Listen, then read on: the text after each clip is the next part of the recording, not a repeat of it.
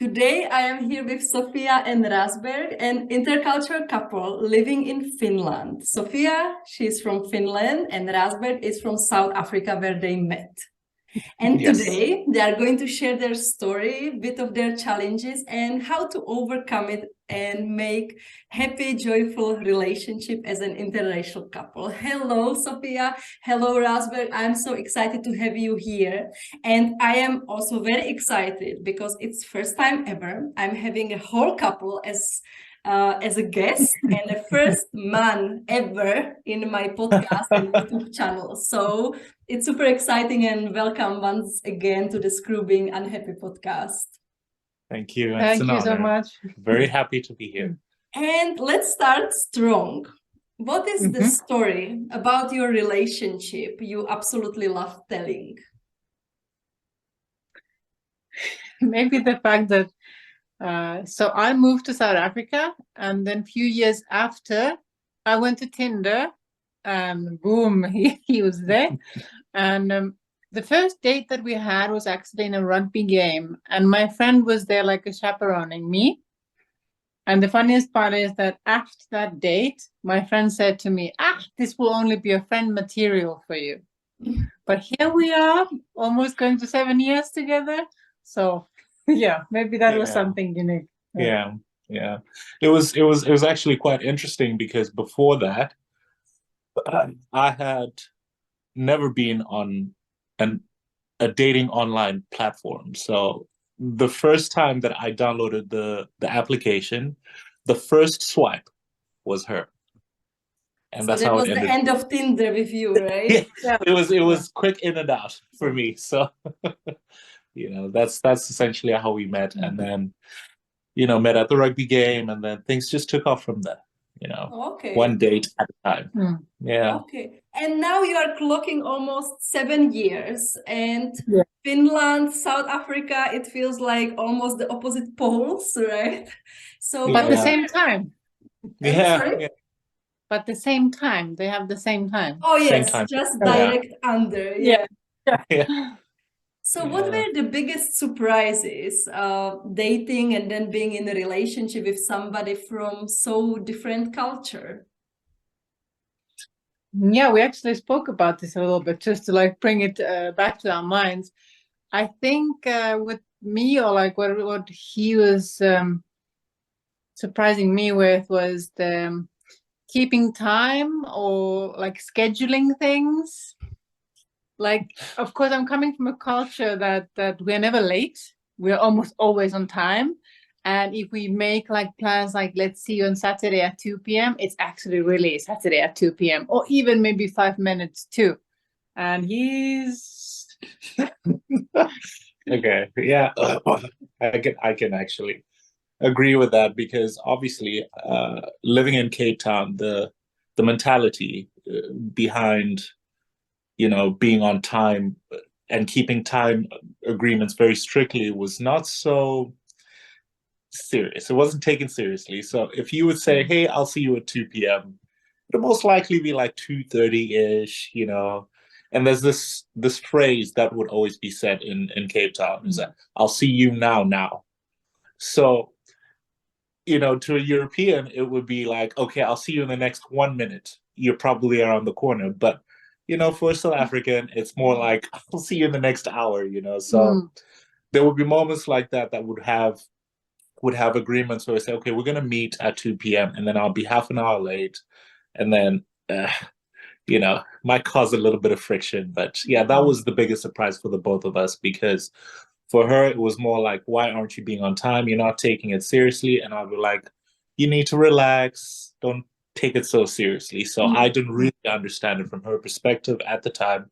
And she didn't really see it from my perspective at the time.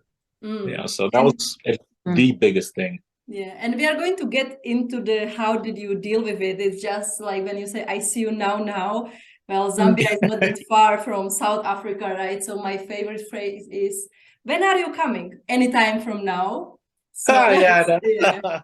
So how Also did that one you too. learn how to deal with this? Because you said it really created friction because Sofia thought you were not serious and you thought that she was kind of too uptight or like too serious as well.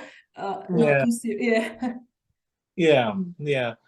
Well, it wasn't up until we actually moved here, because how it went was we lived in South Africa for 2 years. 2 years, yeah. And then we moved to Finland in 2018, the summer of 2018. So obviously, my moving here meant that I had to adjust to certain cultural changes. And obviously, that meant that I had to start keeping time. But beyond that, I think it was more of starting to realize that being on time actually is a good quality to have in life, whether it's meeting somebody for lunch or dinner, or going to work, or going for training. It's a quality that has really helped me along my career path today, and build on relationships. And I didn't realize how good I would have it, when I would pick up on keeping time, until I actually started doing it. So that was one. That's interesting, and I'm quite happy that you are mentioning it, because what comes up a question is like, then how is it in South Africa, like that you said, like it only once you move to Finland that you realize that keeping time is actually good quality and it can help you professionally and also maybe personally. You mentioned that like training and so on. So like, how is it like when you grow up and basically live in the South Africa, like when it comes to relating to time? It's very different, because you have to also keep in mind that you're not the only person that's thinking that way. That's the other thing, is that this is a widespread cultural way of thinking in South Africa. So it's not, you wouldn't look at, that's why it was very difficult for me whilst we were there, for me to understand her perspective, until I actually came here and realized that, hey, wait a minute, I actually have to be there at 2 p.m. because I said so. So in South Africa, I think it was just a matter of it being a widespread cultural way of thinking, that nobody would really, it wouldn't be of great concern if you're 15, 20 minutes late, half an hour. It's a laid back attitude, especially in Cape Town. I mean, that's surfer's paradise. So people with, it's very chilled and relaxed, and, talk very slowly, and, one of those things. Actually, like 15 minutes, half an hour, that sounds perfect. I remember when I lived in Uganda, I was in a very remote place, and their meeting would start at 8, then I would come at 12 and I would be the still first one. So it was that crazy. Oh, some of the meetings, but it was very, very remote area. It was not the capital. So like 20 minutes, I'm like, after 13 years in Africa, it's like, what, 20 minutes? That means on time, 30 minutes, yeah. I understand the concept. It's really, but eventually coming to live here, I realized that, the only way I could really understand her perspective is by experiencing it from the outside, going inwards.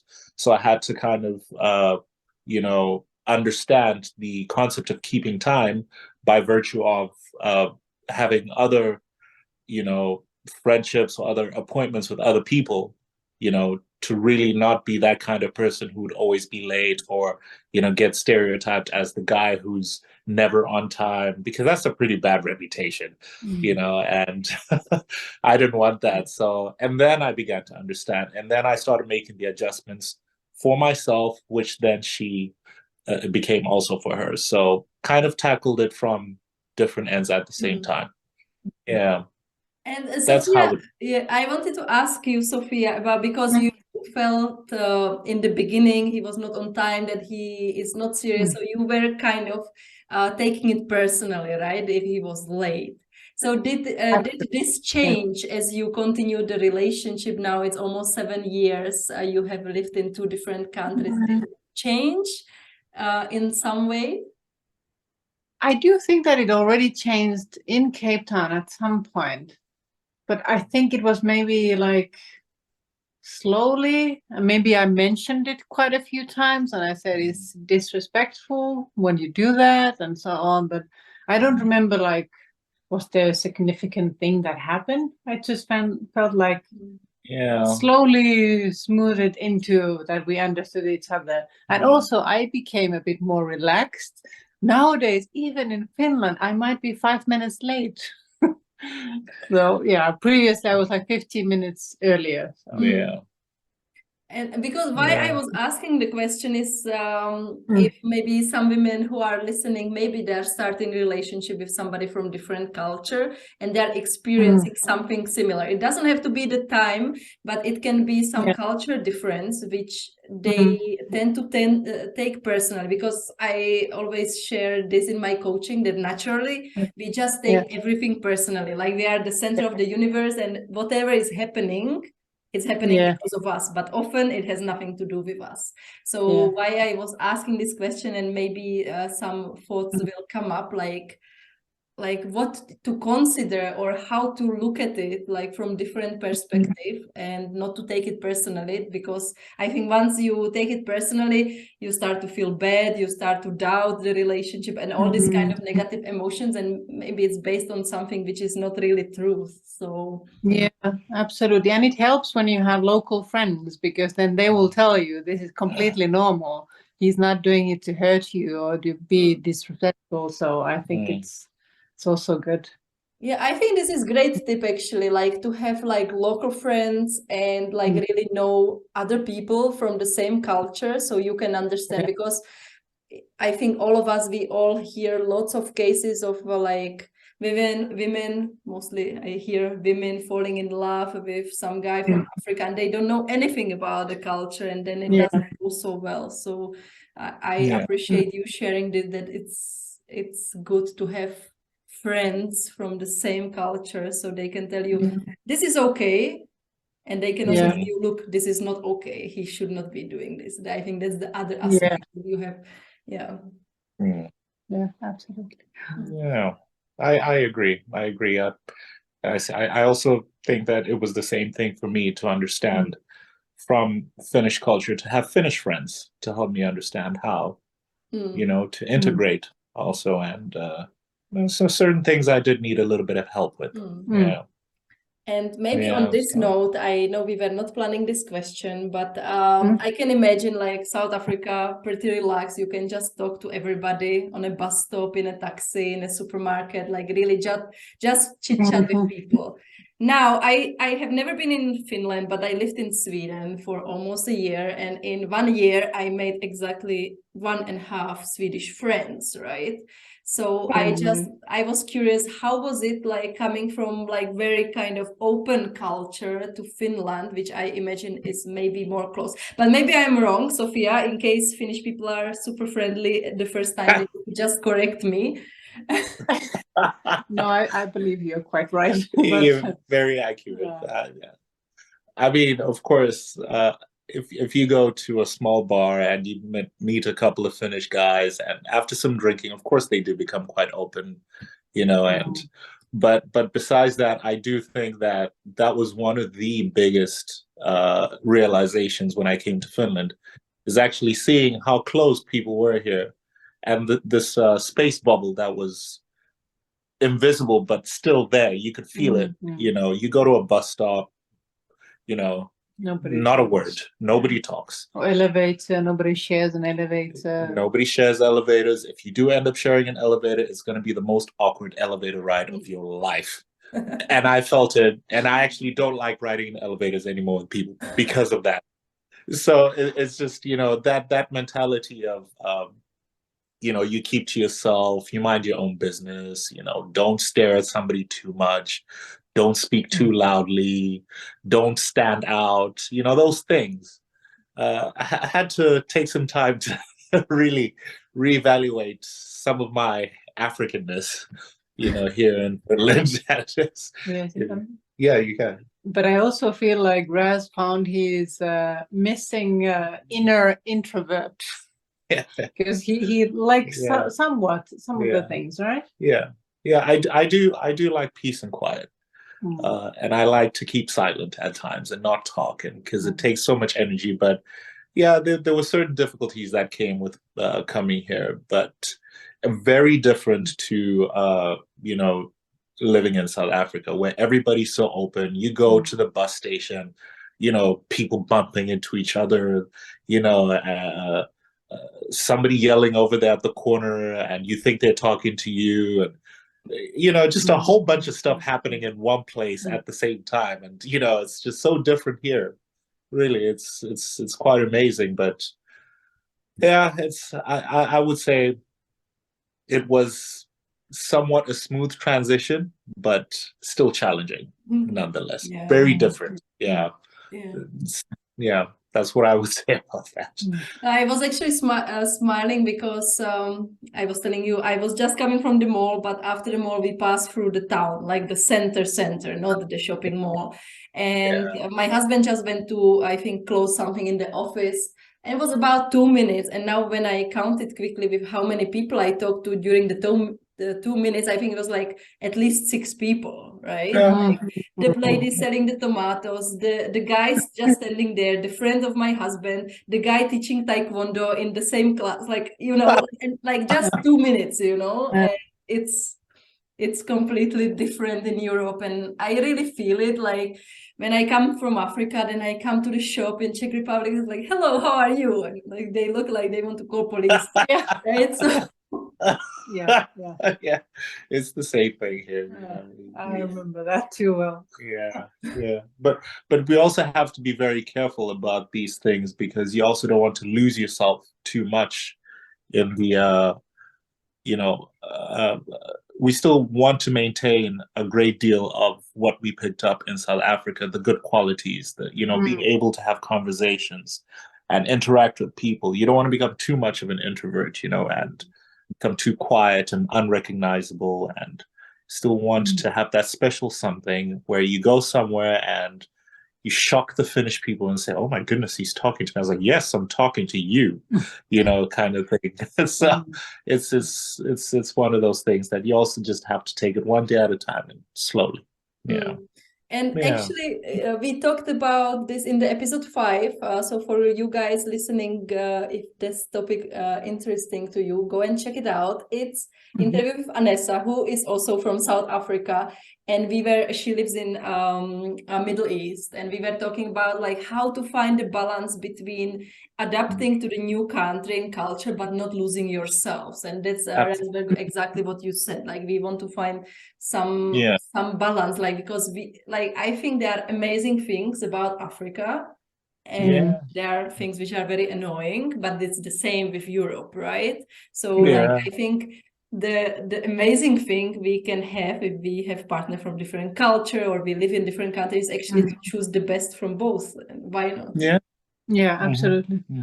I agree. I mean, it's I've learned quite a lot from Finnish culture, but some of the times I get shocked because she's picked up so much from African culture. Sometimes I can't even believe it. Like I'll be just sitting there, I'm like, really? Are you from around here? Like, are you really from Finland? Or, because she was living in South Africa before we met already. So she was living for a good 3 years.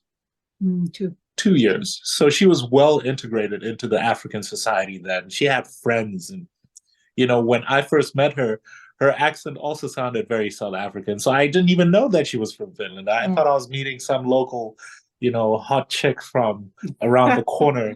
And lo and behold, she's from the other side of the world, and I didn't even know where this place was when she told me about it. And once again, here I am living here. So it's just one of those amazing situations. But it's I don't know. Strange, but here we are. And if you would look like through the 6 years, like was there something which was like really hard for you, like regarding the relationship, like you were wondering like what the hell is going on, like how we are going to solve it? Like did you ever went through a period like that? Yeah, I would say the first 2 years were just it was it was a bit of a challenge when it came to, family, dealing with family. So as she knows, that you know, uh, not to generalize, but from my point of view and experience, African families tend to be very, very close knit. In a sense that the words that a grandfather gives or a grandmother gives or your mother or your father gives is very important. It has a lot of weight. You can't just say, no, I'm not going to do this. There's absolutely the respect factor is also, it's out of this world. And there's something that Sofia mentioned some time ago when we were having a conversation about this, that of course, African traditional values are very, respectable, and it's very nice that we still have them. But from her perspective, it's almost like Finland 100 years ago, so to speak. Yeah. In that same sense. So, I mean, she could give you an example of when we went to visit my grandmother in the countryside, in the village, actually. And I mean, maybe you should tell the story about how it went. Well, there's just like certain cultural traditions that you do, and one that was, of course, like quite odd for me is like I washed all the men's hands before we would eat the supper. So yeah, like we don't do that here in Finland. Maybe my granny used to do, but yeah. But so you did it when you went to visit the grandma? Absolutely. She did it. Yeah. She did it. I was very surprised and very impressed too. No, of course, like if it's something that is in their culture, I will of course do it. But of course, it was a bit of a challenge because I had to explain all of that to her. Yeah, true. And there were times in our relationship where we would have a bit of friction in terms of relationship dynamics. So in terms of who takes the role of the breadwinner, or who's the responsible person, or and obviously coming from a European mindset, there's a sense of very strong femininity. I'd never actually come across that. I'd only seen it on TV and maybe a little bit too extreme, but like when I met her, it was quite different for me. She's so strong and very independent, and can't really, I don't know, it was very different for me. And then also she couldn't understand why I wasn't necessarily not arguing back, but whenever something uncomfortable would be mentioned by my mother or my father, I wouldn't really say, hey, this is not okay. And she'd ask me, but why aren't you saying something? I'm like, you don't understand. It's not, and simple things like driving, where. Oh, yeah. I remember that horrible drive. Where my, my uncle had this nephew that was driving us somewhere, and he was driving very badly, but I didn't want to say anything because it's my uncle that appointed this man, so there's like a respect hierarchy thing, so I didn't want to say anything, and I kept on telling her, just don't say anything, just let it be. Yeah, I was losing it. I was like, I want to drive rather, because he had never driven a manual stick before, so I'm sure you can how that was. It was really quite bad. We almost damaged that car completely. Yeah, so the water steamed out. Yeah, it was quite bad. So it's just one of those things that we had to. It caused a bit of friction, because then you start finding yourself in this position where you're not understanding each other anymore, and you're not on the same page anymore, and it gets difficult because now you're not talking, and it's just a brick wall. So those are one of the things, I think, one of the biggest challenges. And how did you push through it? Like, how did you figure it out? Well, can you remember something? I know how I pushed through it. I think it was really for the most part for me to say, because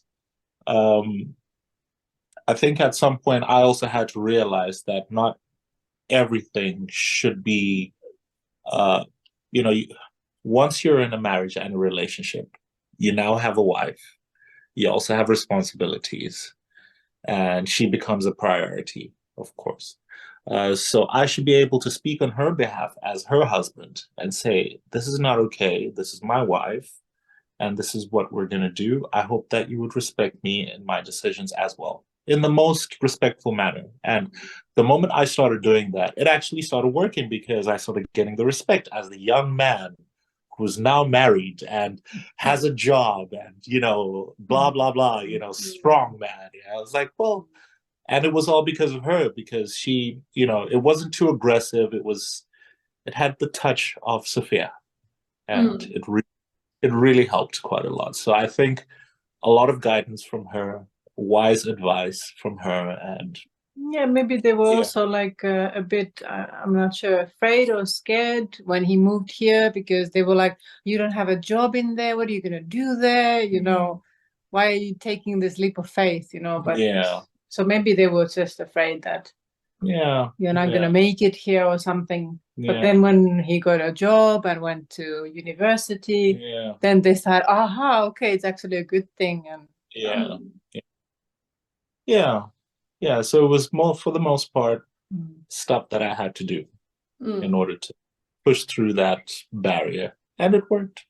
Yeah. Yeah, and I think it's important, and I think lots of men don't have the power to do that. Like I had some clients like also going through similar issue, like client lady being European, guy being African, and this issue of like the family behind, like the African family, and the man not being strong enough like to stand up for his wife. And that's I think what can really destroy the relationship, because I think at some point you have to make sure that everybody understand that this is my wife, and like I respect her, and I do. Yeah, Absolutely. Absolutely. And you're right. Yeah, I have seen this too quite a lot. You know, it's just one of those very difficult cultural conversations that people don't really talk about, but with the world, with the way the world is today, it does need to get addressed, and people need to know that you can also make decisions and defend the people that you love. yeah. Yeah. Yeah, Yeah. no, so I'm happy we talked about it, and it's out there, so people Yeah. are going Yeah. to hear it, both men and women. Yeah. Yeah, exactly. And because this podcast, it's about inspiring women, mostly women, but also I know we have some great male fans, about like that it's important to push through life even when shit happens, and that all of us, maybe we have perfect relationship, but the life sucks on the financial side, or when everything is finally going well, the house burns down. So this is kind of also to inspire people, to show that like that everybody has something, and it's possible to get out of it. So my question to you is, if you are really down and when things are not working according to the plan, what lifts you up? Maybe I can ask both of you the same question. Yeah. I can tell, but yeah, I feel like you gotta give something. what lifts me up? A lot of laughter for sure. That's true. Yeah. We goof around a lot. I mean, it's sometimes it's not even funny how much we goof around. We have these moments where we really wish we would have a camera just in the corner there. The candid camera. To catch these moments, because people would really, really understand. You know, so whenever we're down, of course, we try to remember these moments that we have. But of course, in all the difficulties that we've had, it also must be known that therapy has been a very big part of our lives, individual and couples counseling together. And through that, we've acquired tools in which we can deal with some of these difficulties and challenges. One of which is communication, open and honest communication. True, and also like giving space, Yeah. especially with you want to have your space if there's a Yeah. heated situation happening. Yeah. But also, I feel like if you're ever down, it also helps if you go and fight a bit. But yeah, so he does MMA, so that's Yeah. what I mean. He goes for training session, then he comes back like a new Yeah. man normally. Yeah. Completely different person Mm. after the gym. Yeah. You know, so we have our individual Yeah.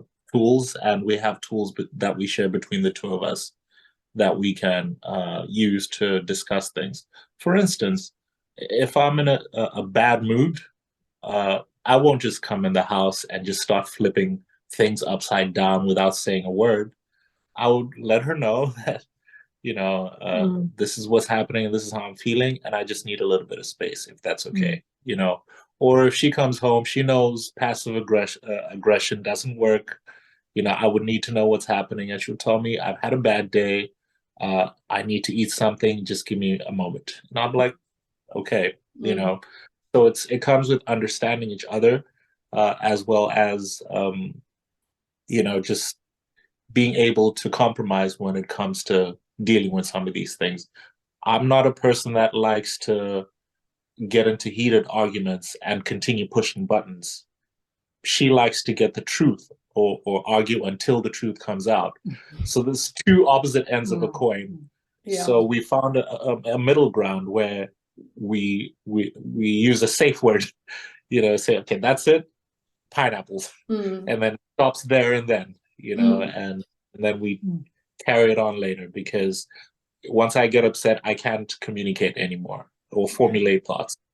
So yeah, it's just understanding each other. Yeah. That's No, how we. you mentioned a ton of great stuff. Like, let me start with the laughter. Like, and I think that's one of the first videos I saw. I don't know if it was TikTok or where, like you trying to opening wine in an African way or whatever. So I think this is amazing, and Yeah. it's so important that in a couple we can make each other laugh. And it's also me and my husband. Often, like when I say some joke, like, well, if I would say my joke with, like, in the village, nobody would laugh. That's like 100% sure.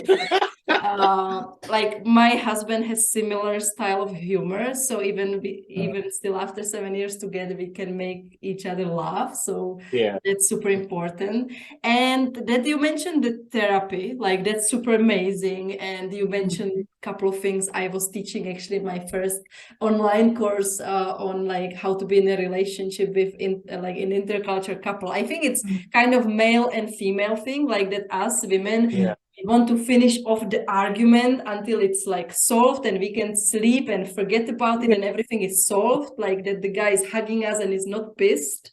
Men, they just want to turn to the wall and sleep like that, right? So it's super important to find the middle ground, and I'm so happy that you managed to do it. And since you mentioned the therapy, I kind of need to ask this, because my husband, I think he has the attitude he would never go to therapist. Like he thinks he can do it. Also, my couple of my clients' husband, you know, like that kind of masculine thing, like don't go. So since I found a guy who went to a couples therapy, I wanted to ask, like, were you always open to it? Like how it is in your culture, and like what kind of convinced you to go for it? No, I haven't always been open to it. Actually, I thought it was a little bit of a joke some time ago, mainly because growing up, first of all, my mother thought that therapy is pointless. She didn't believe in depression. And she's a very strong lady. You know, she holds a very, very formidable position at her workplace. She's like one of the big bosses. So, you know, she's one of the people that inspired me to achieve greatness in my life. So I had a lot of respect for her, and still do, you know. So I wasn't always open to it, especially considering that she didn't really look at it as a form of anything that could contribute usefulness to your life. My father didn't even talk about it. So I don't even know what he thinks about therapy. So I haven't always been open to it. And how I came to being open to it was once again because of beloved Sophia. In all the issues that I personally have had, I feel like she's been the one person in my life that has seen right through me and address everything. That thing that you're mentioning, that women like to really push through until everything is out, and she squeezed it out of me like a snake's poison from a body. It all came out. And once it all came out, I then realized that I do have certain issues, uh, you know, that stem from family expectations, pressure, and a whole bunch of other stuff that needed to be addressed internally. So once that came to light, I accepted that. Okay, let me give it a shot. Let me see what happens. And I also, At first you went like on your own, and I think when he started feeling like it actually helps with his own issues, then we started going for couples counseling then afterwards. Yeah. So I do understand what it feels like for a young African man to, be presented with an idea of going to therapy and feeling the pressure to say no because of what people might think, especially in your own family, especially the male figures. They probably won't even know what it is. But then again, I would say that at certain points in the world that we live in today, there is no harm in asking for help, because once you get the help that you need, I promise you, the amount of good things that will come thereafter in terms of self-realization and how you can understand people, whether it's your wife or your brothers or your mother or your father or your own, enemies. It really opens your mind up to compartmentalizing each and everything that gives you difficulties and teaches you to solve it one step at a time without putting yourself under too much pressure. So I would really advise it. Yeah, no, I love hearing your perspective on this, and I think it could be a discussion for a whole podcast episode, like about also the access to these kind of professionals in Africa, and it's completely different. And like, let's not pretend like that us in Europe, like it's still stigmatized a lot. It's changing, but still like mental illnesses are still stigmatized. I just recently read a book by my good friend who wrote a book to destigmatize mental disease in Czech Republic, because we still have all the stereotypes and prejudices. So and in Africa it's yet different, so it's not like that in Europe everybody goes in therapy. I think we also have lots of work to do, but it's great like to hear that, like how was your journey and how it actually helped you. So hopefully more African men can go for the idea. Yes. And maybe one of the last questions I would like to ask you, because this podcast is a lot about action, and I always say we can't change our lives for better if we don't do something. Like nobody's life will change after listening to this podcast episode unless they do something. So if there would be one thing you would say, look, after listening to this conversation, this is one thing we would advise you to do, what it would be? Well, I would just go from a personal perspective. Of course, it can open the way for a relationship. You never know. But I remember the time that I thought that I want to move abroad, right? But I got all these blocking messages in my head saying, no, you can, and why would you? And you're crazy, alone, why, what? But I must say that was the best decision of my life. So I would say, like, if you ever think about, like, I would really want to live in another country, do it. Don't hesitate. Don't listen to those blocking messages. Just do it. It will be the best decision of your life. That's what I feel like. I agree. Take the leap of faith. Do it. I fully agree. I did the same thing. I came here. That's So, true. Yeah. so I totally understand. Yeah, no, that's amazing. So yes, if you are listening and you wanted to do something for a very long time and you were having all these doubts, just do it, and maybe it will be the best decision of your life. So thank you so much, Sofia and Rasberg, for being here. It was wonderful to meet you like this, almost like meeting live. And if somebody wants to follow you, they want to learn more about what you guys are doing. I have just seen the reel about Rasberg skating in Finland and this kind of stuff. Where can people find you? So you can find us at _honeybears. That is our official Instagram name. Yeah. Yeah. And it turns out that Sofia actually was part of inventing. Okay. Yeah. Go ahead.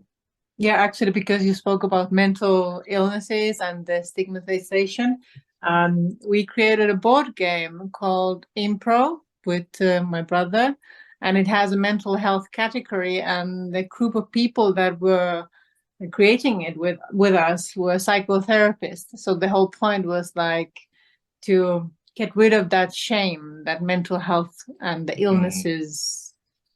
Yeah. Yeah. So it's called Impro. Yeah.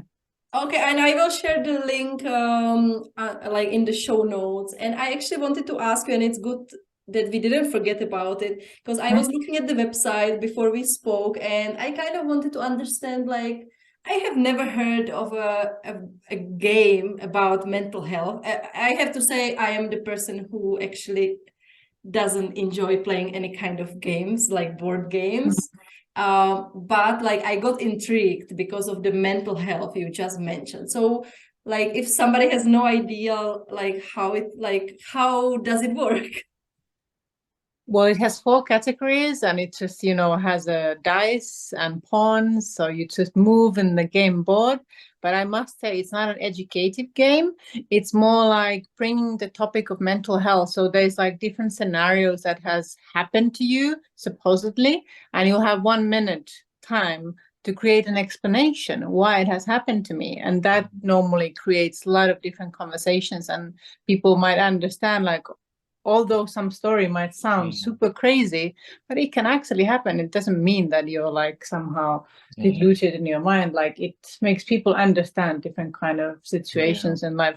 But also it has like creativity, that you draw things or you act things, and also like this task category where it's just like guessing from other players, and then this one when they're guessing about you. So it does have different aspects, but unfortunately it's not yet available in English.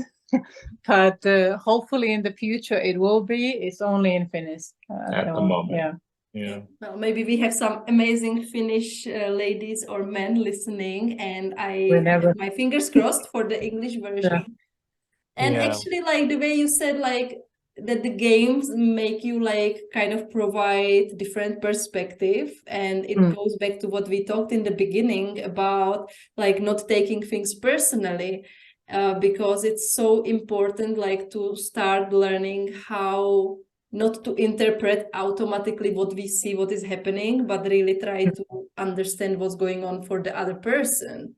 And especially in Africa, like if I kind of relied on my interpretation, I think we would never make it with my husband, because honestly, in Africa, like crazy shit can happen and you would think like it's from a movie, right?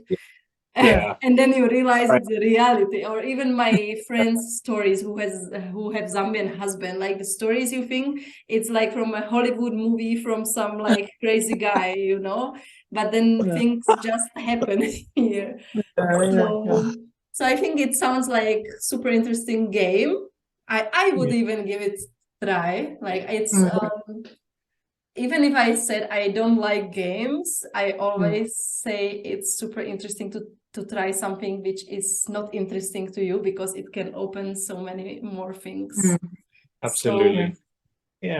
So I will share the links. I will share your handle for the Instagram so people can find you. And thank you so much for chatting together. It was my pleasure.